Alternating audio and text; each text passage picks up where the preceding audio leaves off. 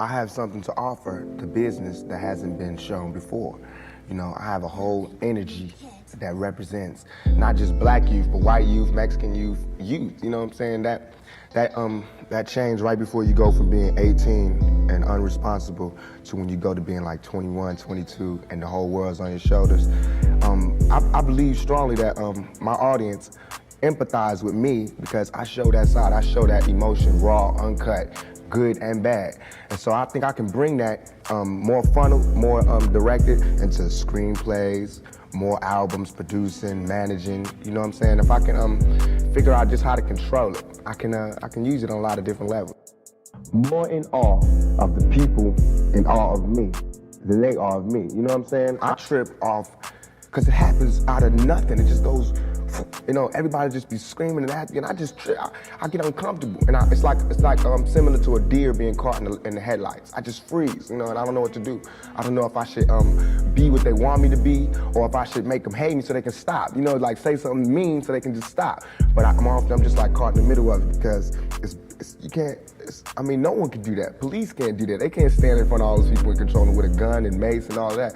So me with just words, it's like a battle to find the right words to say at the right time. I'm curious, when you think about the idea that you do have that kind of control over so many people, in one sense, the whole idea of being a role model comes up in the imagery. And a lot of people who know you, and I talked to them beforehand, suggested that, hey, you know, when you meet him, he's going to be something entirely different than you imagine and what the media is portraying him. What about that idea that you have been portrayed, and sometimes, I mean, to be honest, you like the portrayal of you just hard, That's right. thug, That's right. don't step on me, That's right. you're in trouble. That's right. Yet there's another side to you too. What about that idea that you've got to be able to figure out where you're going? To me, it's like, it is my sensitive side that likes to blow up the hard side. Because if my image or my reputation can stop a confrontation before it happens, I'm fine. You know what I'm saying? I know how it is day to day. It's a constant man ego check going on in this street, in this world. So part of that is just like, you know, that's my resume. But as far as the media, they look at it as something different. They don't care about my resume. They don't care about me not getting in trouble. It's just another story, you know, and it's a real story. They don't have to pay for it, and they're gonna milk it for all it's worth. As far as people, they want me, when they first see me, to humble myself. They want me to be like this and da-da-da, just because they're scared of me. But I don't feel like that's my job, to humble myself, to show you that I'm not a threat. I'm not a threat, unless you're a threat to me. You know what I'm saying? So when people say, when you meet Pac, he's different than he is, because when somebody one-on-one, anybody one-on-one, I believe, honestly, that I can talk. I believe that I have the ability to reason, I have logic, I have compassion, I have understanding. If we talk, there's no problem. You know what I'm saying? But that's not what happens. People use what they heard in the media, and that's how they come at me. And then, you know, we got a clash. One of the things that you read in the media is that you're angry, that you personify your generation, that you just got some angry folks out there, and you're one of them. I'll put it to you, are you angry? Are you angry with what you see society is about? Yeah, I'm extremely angry, confused.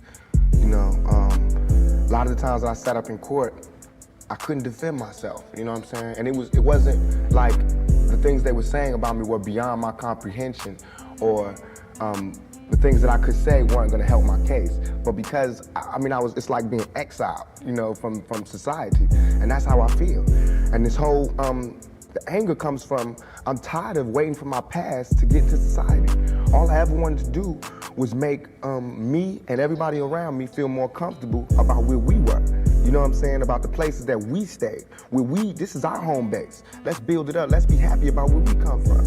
You know what I'm saying? Instead of trying to assimilate and get a pass key to where they at. You know what I'm saying? Not to say that everything needs to be separate, but we gotta find pride in ourselves. You know what I'm saying? And once you get the pride, like damn near 2 seconds after the pride comes anger from being held like that for so long, and to be made to go through those changes, you get mad. You know what I'm saying? I believe as soon as any black man receives his first 3 checks, he starts getting mad. Because it's not about the necessity of having to have a job and having to pay and having to do that. You don't care no more about the smiles and the, yes, massa, because you done got paid. You know what I'm saying? And now it's like you want to save money. You want to help other people. And you see how far it is, how far you have to go to help anybody in your neighborhood. It's set up for me when I get paid, for me to exit the ghetto.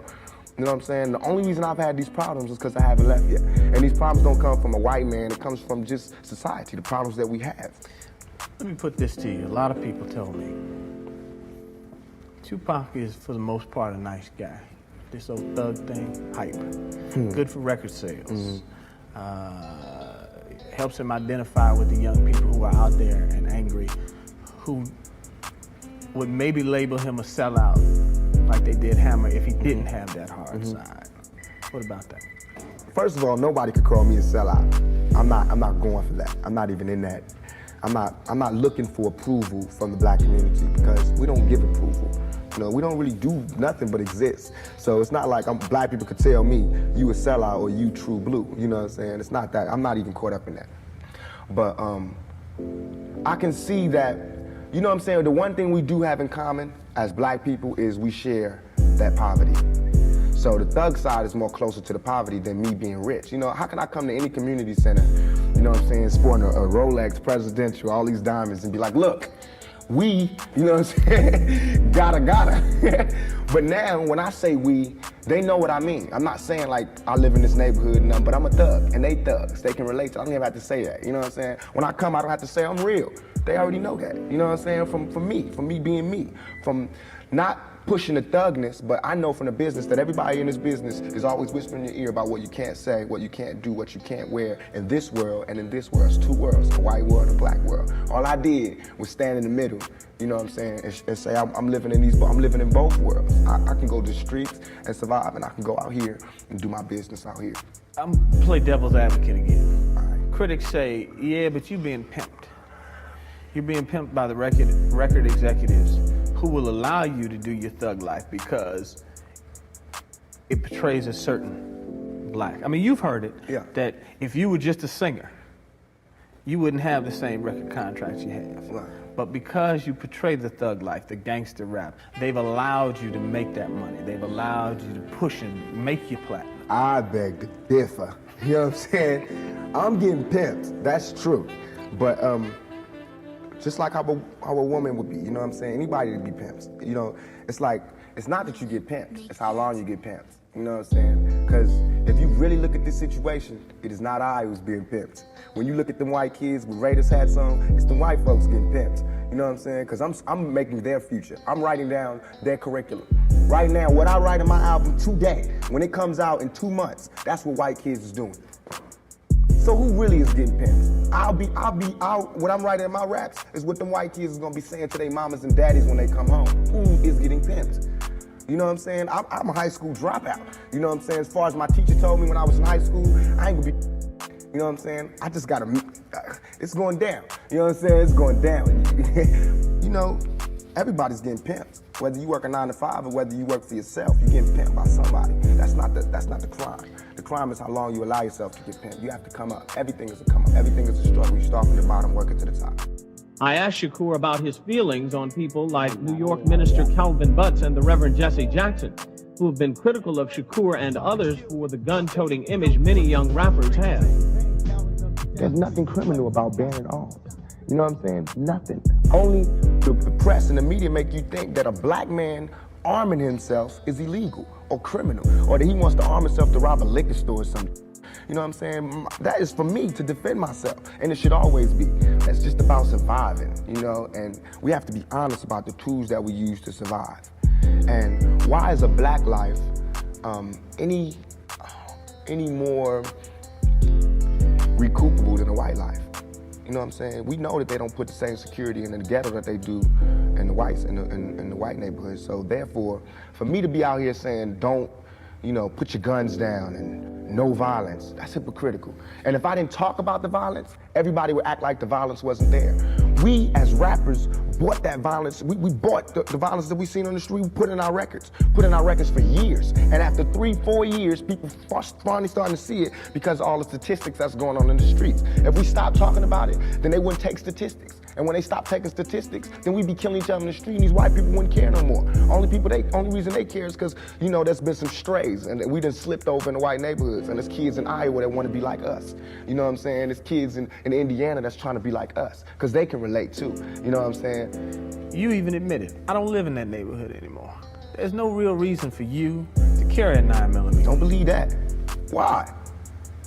In 2 years, I've had a gun pulled on me by my limo driver, by police, by everybody. You know what I'm saying? And I better be. I better be. You know what I'm saying? I've been attacked. You ain't read the papers about these skinheads trying to blow up black churches. Why? They see me as the enemy just like y'all do. You know what I'm saying? They can come to my house and sit outside my house just like anybody else can. A skinhead. And once my life is gone, it's gone. Can't nobody give it back to me. Not the judge, not the president, not the governor, not Calvin Butts, not Jesse Jackson. They can't do nothing but come to my funeral and talk pretty about how black people suffer. You understand? And as far as Jesse Jackson, my first acting job was at the Apollo Theater when Jesse Jackson was running for president in 1984. It hurts me for him to say anything negative about any rapper because we supported him. He should support us.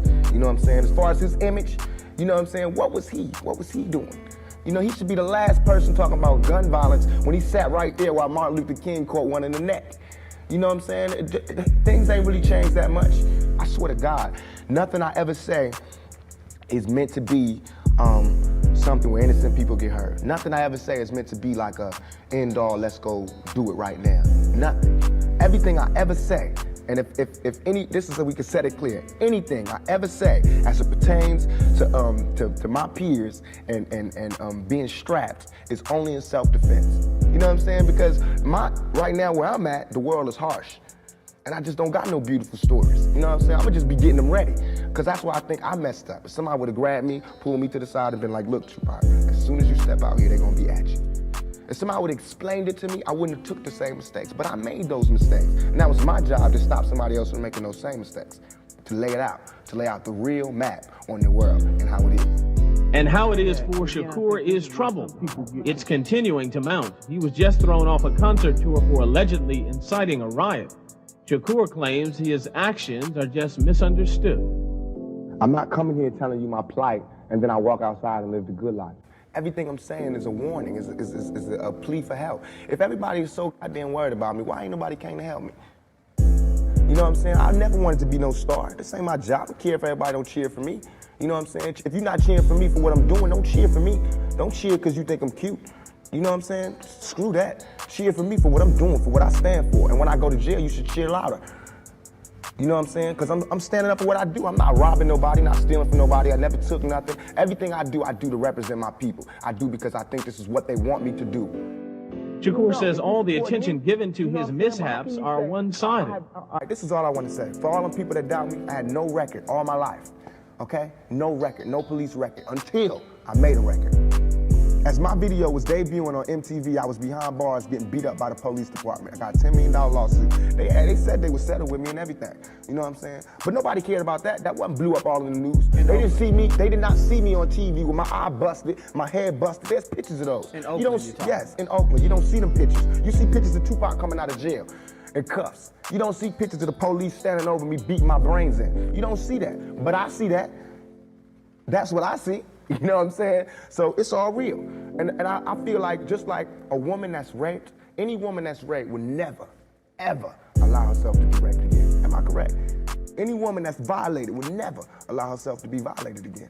Same thing. You know there are going to be people who sit here and say, how can you say that when you're faced with that charge? That's how I can say it. We got people in my own community that will get me. Why? Because I got it. Now this girl, who I can't say her name, but if I was to say her name, 1,000 all over the world would go, I put this on everything I love, on everything I love. When I was in Atlanta, I was pulled over at a gas station. Some dudes from New York pulled over next to me and told me the girl's name.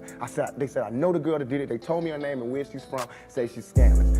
I can't go on TV talking about this girl is because that's what they want me to do. They want me to get on TV and talk about my black sister is a hoe and she's a bitch and she's a money grubber. I ain't fit to say that. I don't have to do that to show that I'm innocent. You know what I'm saying? I'm not guilty. People should look me in my eyes. They should look me in my eyes.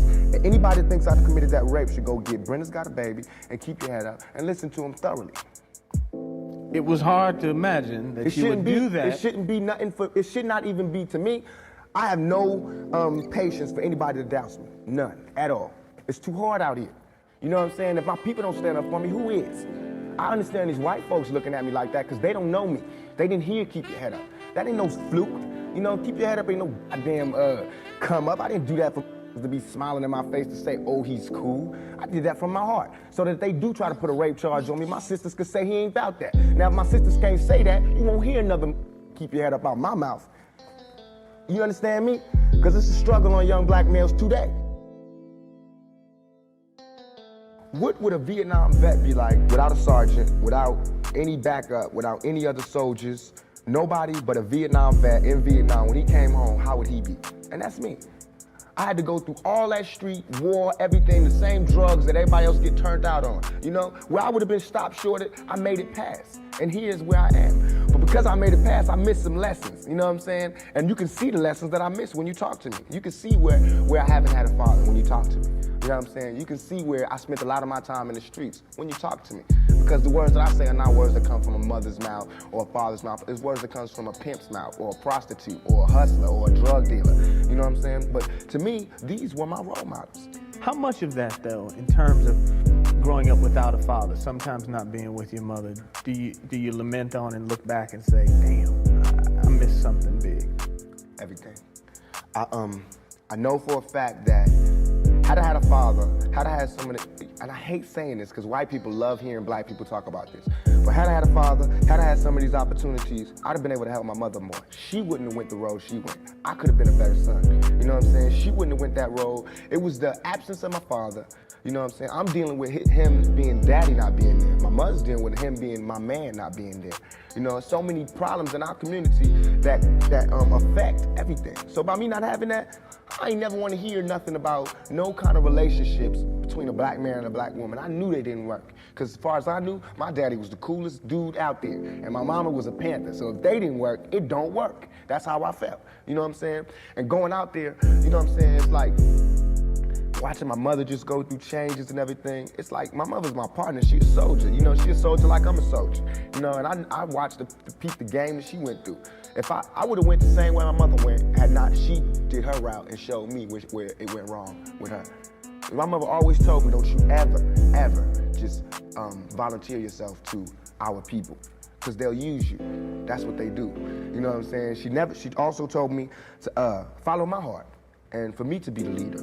But it's interesting to see just the change in your face, your reaction, your thought process.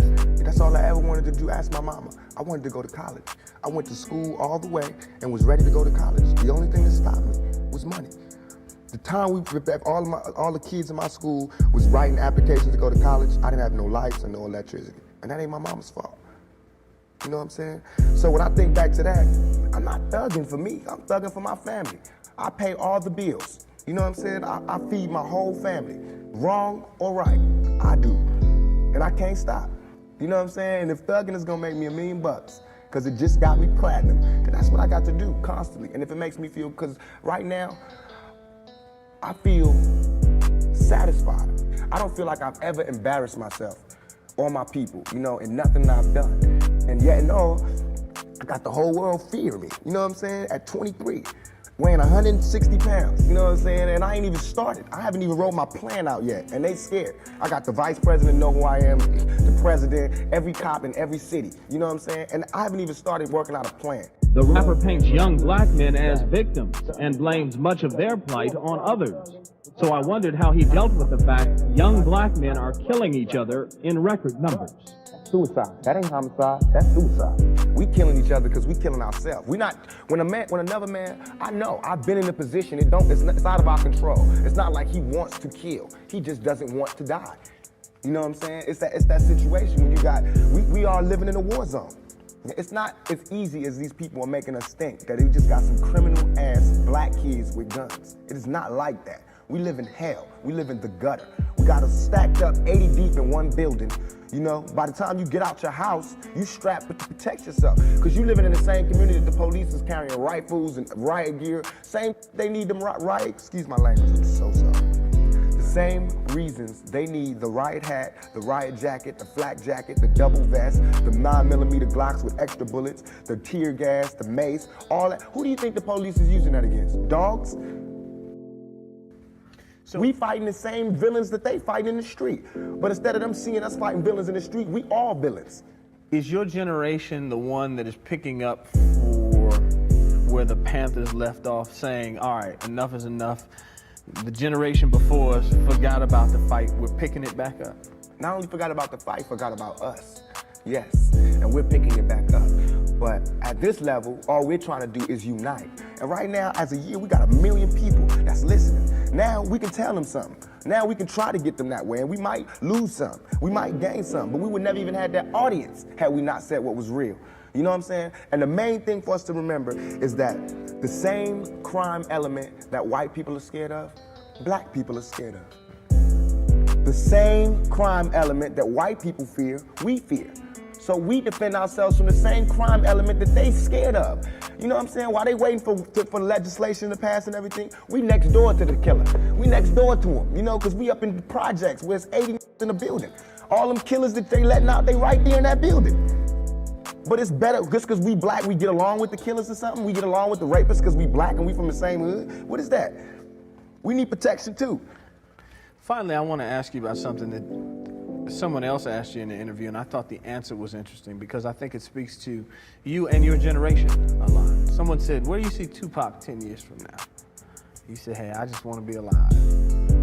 That's real for you. That's so real.